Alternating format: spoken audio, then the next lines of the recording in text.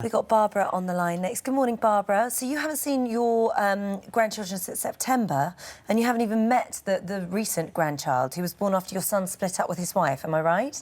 That's right. So they're getting divorced at the moment, and you've sent solicitors' letters and they're being ignored. You're in a situation we've heard so many times today that financially you're stuck. It is. It's just not good because you need that support, you need that help, you need to see your grandchildren. You do. And can I just say to you, it's so important that you deal with these things quickly. So often, grandparents don't want to rock the boat and they leave it a long time and then the rift gets bigger and bigger.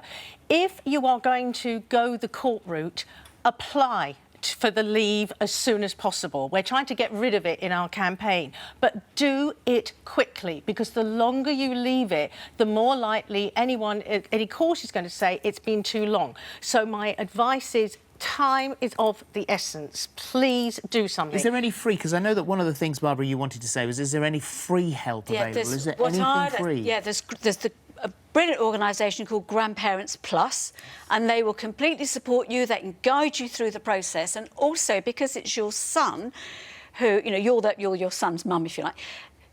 Families need fathers. They don't only support dads; they will support you as well. They're absolutely onto this.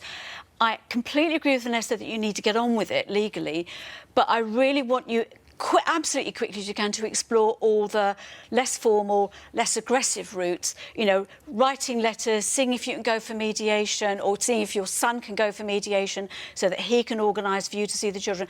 Do exhaust all the friendly ways of negotiating this first, but have the law in place. But you must exhaust those quickly, because what happens is you do that and you're trying to do the right thing, but if you allow too long a period of time, it does cement the problem. And what I would say is that in our practice too, we're trying to bring these parties together in an informal setting and saying to them, look, we've got to try and get you together to just start talking again and understand that words said sometimes by grandparents can be misunderstood. Going back to what Tina said, it's one of those things where, you've got to think ahead, really. She went to stay with the daughter, and then things begin to go wrong.